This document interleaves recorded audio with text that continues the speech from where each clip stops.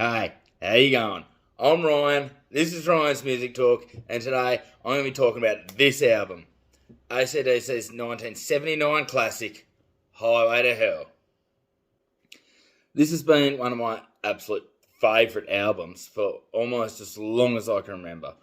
It's AC/DC's final album with their iconic vocalist Bon Scott before his tragic passing in 1980. Although it was their following album, 1980's Back in Black, that really launched the band into superstardom, I do believe that this album laid a lot of the foundation for that. And I can't help but wonder what these last 4 decades would have looked like for AC/DC had we not lost Bon when we did. No disrespect to Brian Johnson. I've always thought that he was the perfect vocalist to help the band carry on. But to me, Bon was the real living embodiment of a rock star. And this album is the absolute best example of it. It's just absolutely chock full of pure rock and roll sleaze. And if we're being honest, I don't think anyone could argue that Bon was not the king of that. It also managed to find itself at the centre of controversy in the mid-1980s due to a certain song on the album, as well as the satanic panic of the time. And then, of course, the title track, Highway to Hell, went on to become one of the band's most enduring classics. And I challenge you to find anyone today, especially in Australia, who doesn't know what song's coming after they hear just the first couple of notes. Now, this is only going to be a short video, so I'm not going to run through track by track of every song, but I will go through a couple, and because it's the opener, let's start with the title track, Highway to Hell, shall we? Being honest, this might actually be my favourite AC/DC track of all time. I've long said that I want it played at my funeral, just because I love it so much, and let's be honest, it'd be a pretty cool song for a funeral. I believe the title came about from Angus Young once describing their pretty intense and grueling touring schedule as like being on a highway to hell, and I think the song just evolved from there, basically.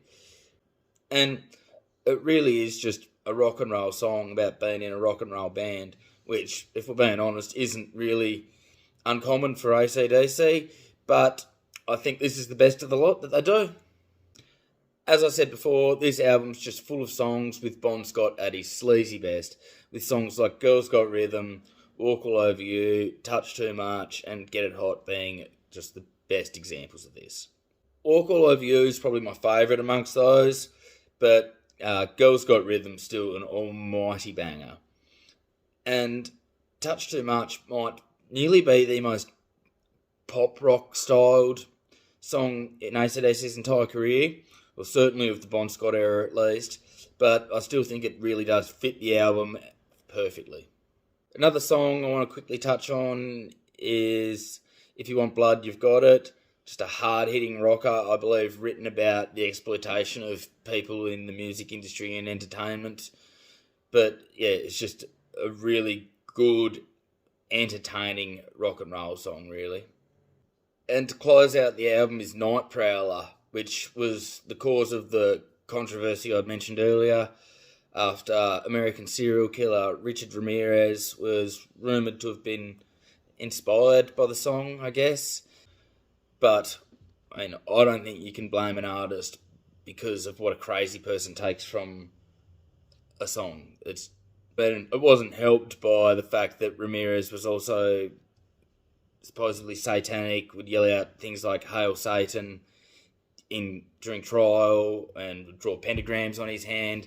And because he was such a big AC/DC fan, it really helped fuel the fire that the crazy satanic people were using to come after them and many other bands at the time. So at the end of the day, I just adore this album. It's my favourite AC/DC album. It's up there in my all-time favourite albums by anyone ever. I also think it's one of the best albums to ever come out of Australia. And there's been a lot of good music to come out of here. So that about brings us to the end. I hope you've enjoyed this. If you did, please like and subscribe. And if you'd like, drop a comment down below of an album that you'd like to see me look at in the future. Also, I'm going to drop below in the description a link to my best mate Josh Hamill's new song, and I'd love for you to go check it out. It's really good. And, as always, I'll see you next time.